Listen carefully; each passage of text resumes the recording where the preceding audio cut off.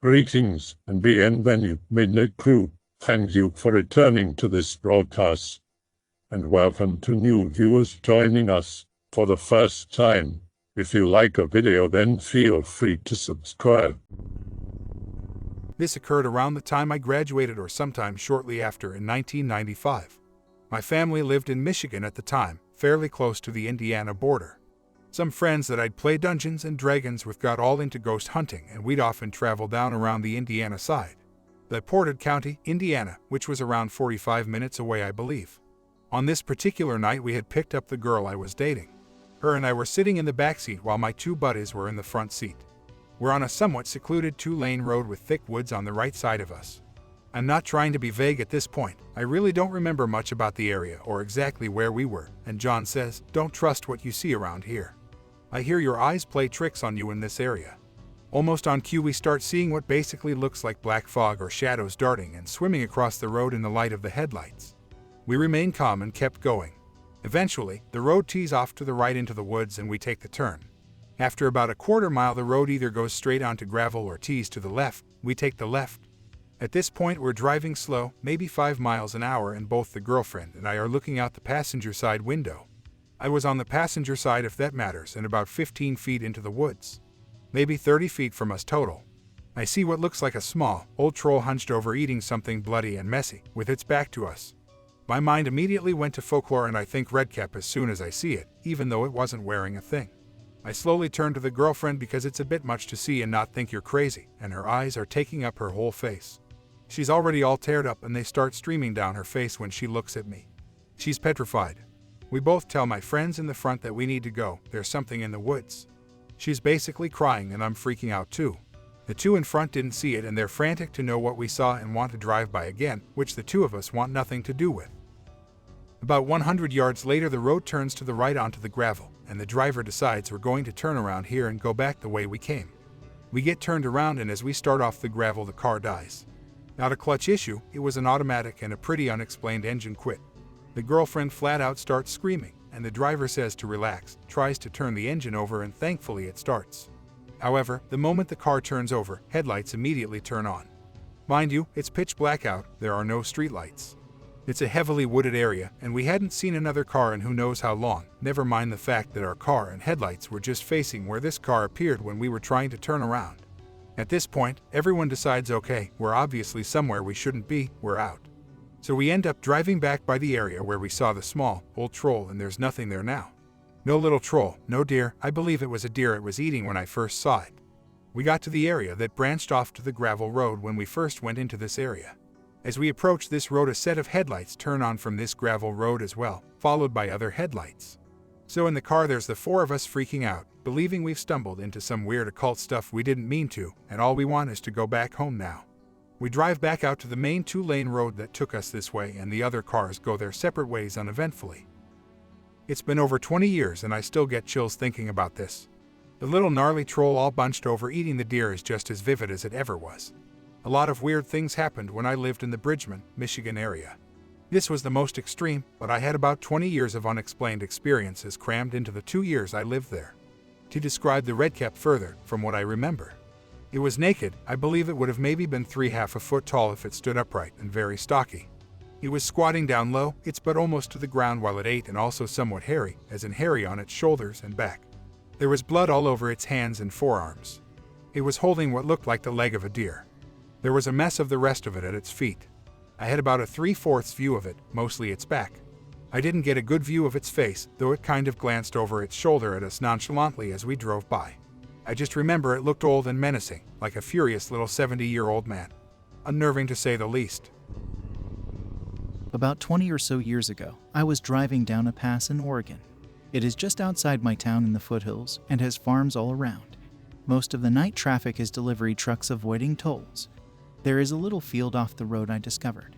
Since it's outside of town, it's perfect for stargazing, and the grass in the summer covers you. I'd bring friends up there to look at the stars and talk about deep subjects. When this incident took place, I was bringing a new friend to my field. He was the ultimate skeptic, didn't believe in anything unless it could be demonstrated scientifically, end of story. I am a bit more flexible, so discussions with him were quite engaging and enjoyable. It was late at night, and the road was curvy. Just before reaching my field, we came around a bend and something darted in front of my car.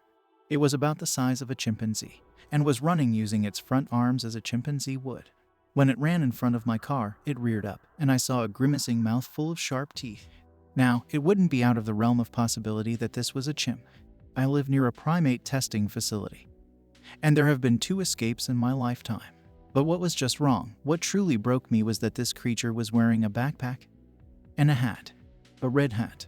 A pointy red hat. My mind froze on that hat and short-circuited. It dove into the bushes on the other side of the road, heading in the direction of a house. I slammed my brakes and put the car in reverse.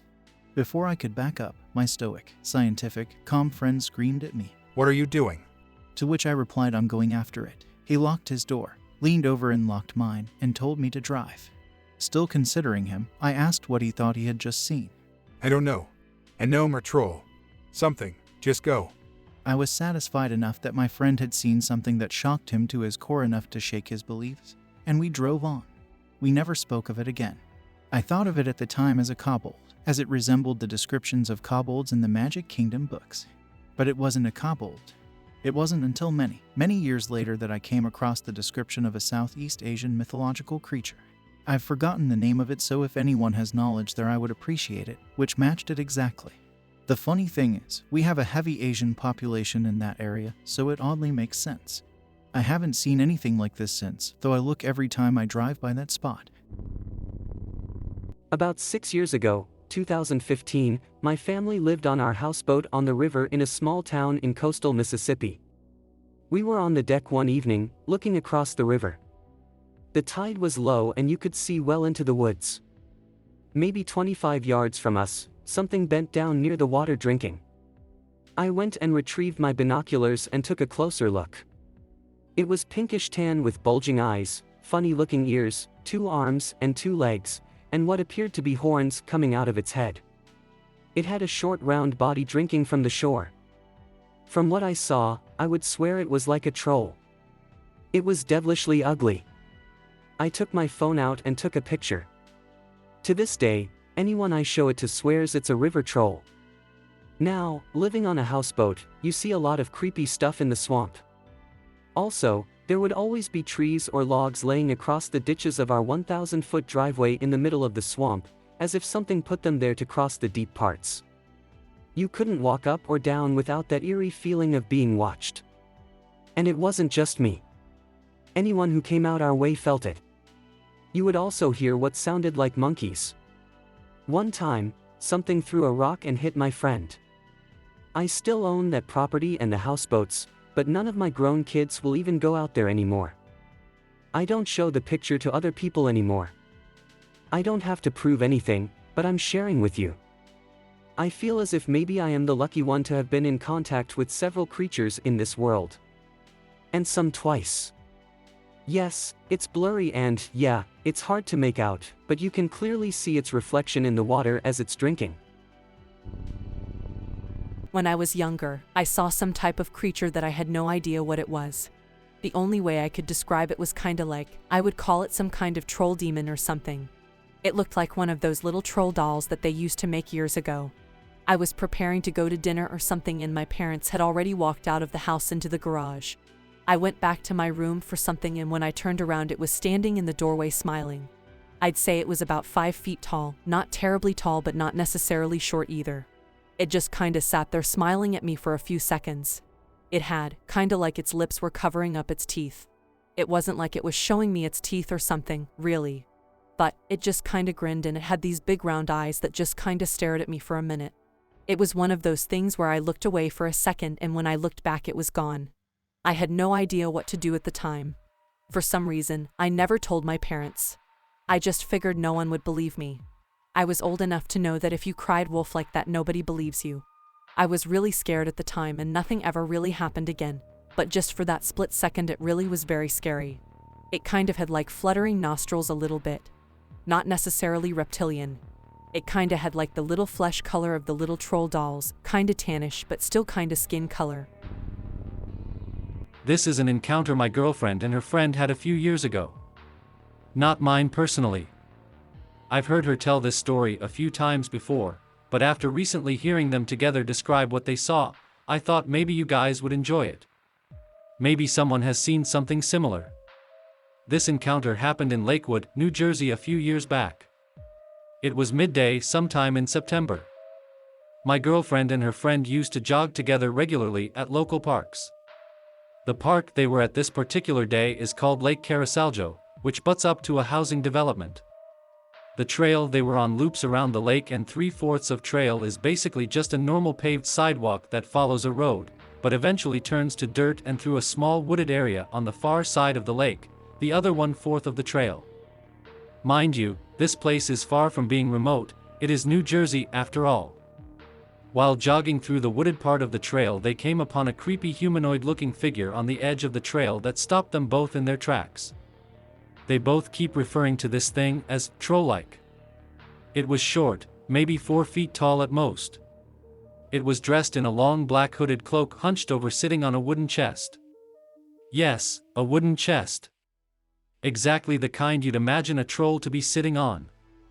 They said they could not see any face at all because its head was directed at the ground and the hood was too long. But what they did notice was the cloak was short enough to see part of its legs and was wearing what looked like regular flesh-colored stockings and had very small clubbed feet. Its legs had large protruding boils or tumor-like lumps on the exposed area. It was wearing blue gloves too. Terrified, they eventually made their way past this thing, coming only a few feet from it, hoping it wouldn't jump out at them. They got the hell out of there faster than they've ever ran before. It didn't say anything or try to cause them any harm. It just sat there hunched over. They thought at first maybe it's just a mannequin or something someone put there as a joke, but they noticed hand movement right before they passed it. Needless to say, they have never gone back to this lake ever again. Every time my girlfriend talks about this encounter, I can hear the fear in her trembling voice, and was obviously somewhat traumatized by the encounter. Even though I geek out about these types of stories all the time, she has absolutely zero interest in any of these types of things. She will roll her eyes or shake her head and tell me I'm crazy when I tell her about a cool story of Bigfoot or aliens or whatever that I read about, trying to pique some interest in her on these types of subjects. However, she continues to want nothing of it. I'm a very open-minded person when it comes to this stuff. I can't say I believe in anything because I've never had a convincing encounter aside from hearing a few strange sounds in the woods I couldn't explain. I always ask myself, is it possible for creatures/aliens/Bigfoot to exist?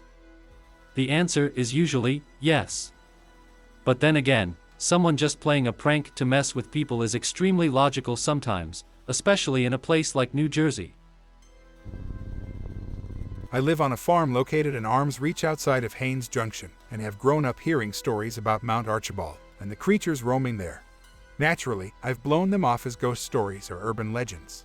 My grandpa's stories were the ones I remember the most, about large creatures he calls trolls, who come out at night to eat children. They make for good scary bedtime stories, but I never believed there was an ounce of truth to them. Until yesterday. We don't normally go close to the foot of the mountains, mostly because there's nothing of interest there, but I must admit, partly because of the stories I grew up with, and the fact that sometimes at night we hear eerie sounds echoing through the trees. I'll keep my experiences from yesterday night short, as my wife is in a terrible condition, and we're in the process of swiftly moving out after what happened. We went out on our daily routine to feed the animals. All was well, until we noticed Bodilda, the family goat, is missing, with trails leading towards the mountain. A slight annoyance at best, I thought, and not entirely uncommon. She has a tendency to jump the low fence of the little pen we keep her in.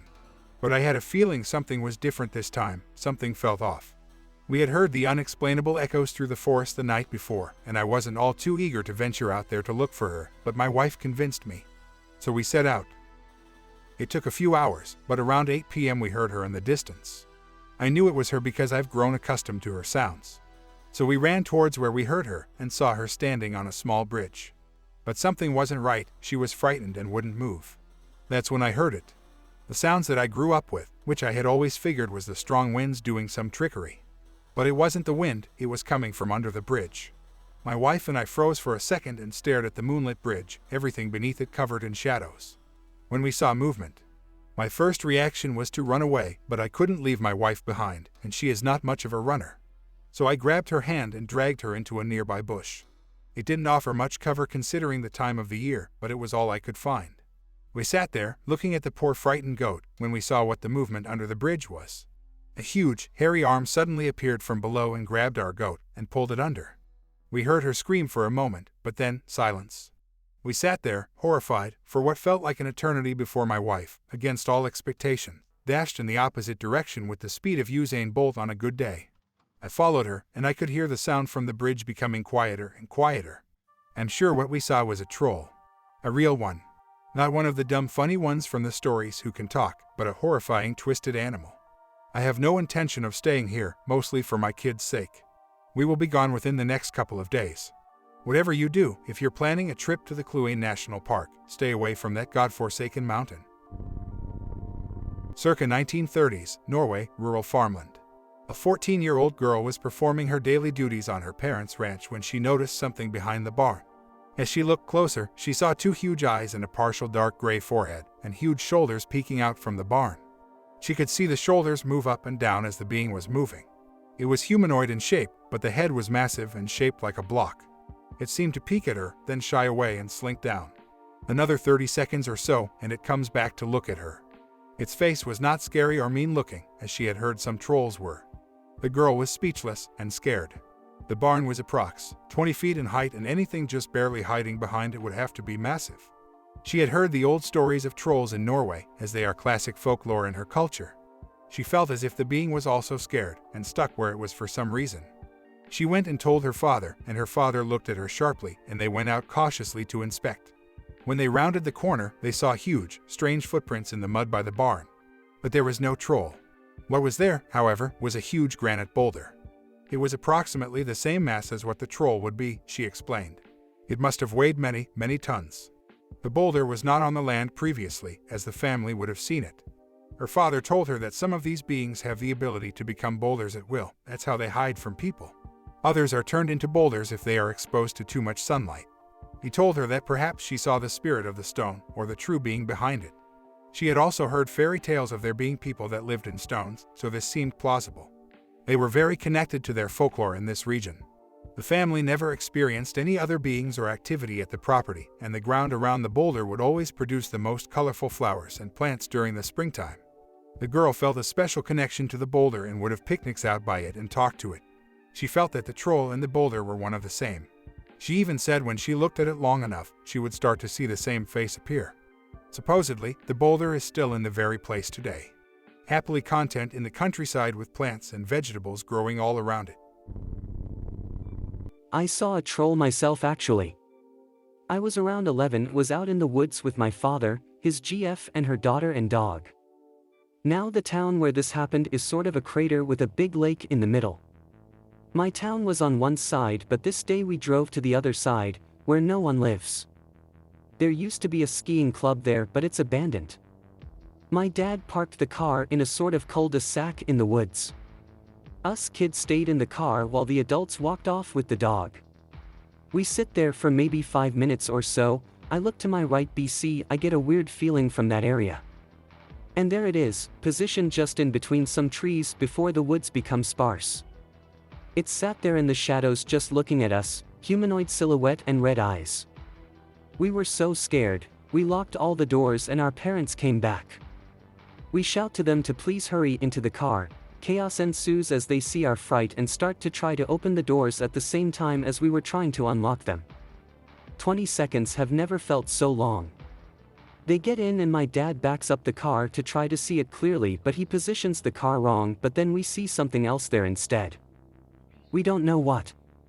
My stupid brave dad leaves the car to walk over and have a closer look, and what we see next is really strange. It was as if some big invisible bird flapped its wings against him. You could clearly see the two sources from where the wind came, and how it affected the plants and trees resembled nothing else than, well, two giant wings swung against him once. So he hurried back into the car, drove closer, put all the lights on, and we couldn't see anything at first. We were looking for something big given the previous happening. But then we notice a small little shimmering being standing there, just shimmering. For some reason this scared my dad more than anything, and so he panicked and drove off in a hurry, and we never looked back. With age I have started to wonder if it was something else than a troll, but I don't know. I felt like the little one was trying to scare us off, save us. But I also feel like the shimmering might have been a trick. I'm pretty certain though, that the little one saved us. Call it intuition. The Yule Lads are giant trolls from Icelandic folklore. The Yule Lads are depicted as long-bearded old trolls who are known for their pranks and are the 13 sons of Grýla and her husband, Lepoli. Each of the Yule Lads specializes in their own specific prank. Stekkjarstor means sheepcoat clod, and he has peg legs and harasses sheep, and he comes on December 12th and stays till December 25th. Giljagar means gully gawk, and he hides in gullies and waits for an opportunity to steal cow's milk, and he comes on December 13th and leaves December 26th. Stuffer means stubby, and he is the shortest of the 13th children, and he steals pans and eats the crust left on them, and he comes December 14th and leaves December 27th. Vrusliker means spoon licker, and he sneaks into houses and licks spoons, and he is very thin due to not eating properly, and he comes on December 15th and leaves on December 28th. Potiskfil means pot scraper, and he steals leftover food from pots, and he comes on December 16th and leaves on 29th. Askasliker means bowl licker, and he hides under people's beds and steals their bowls, and he comes on December 17th and leaves December 30th.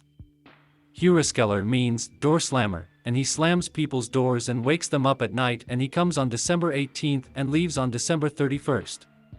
Skirgamer means skyr gobbler, and he steals skyr, which is a type of Icelandic cheese with the consistency of yogurt, and he comes on December 19th and he leaves January 1st.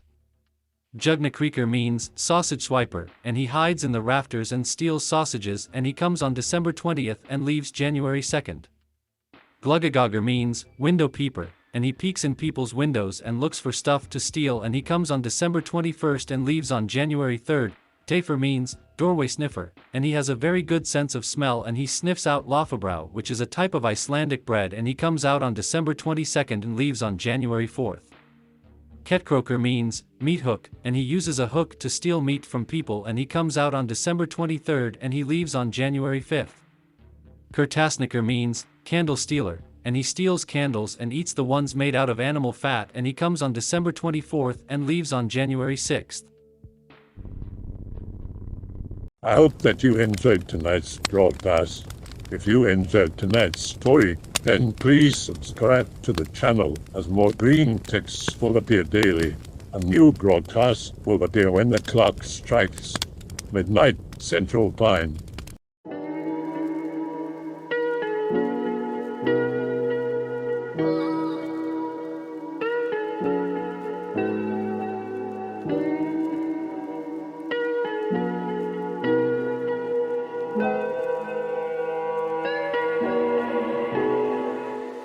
Remember to check out the Odyssey page in the description for a second archive of the channel's videos.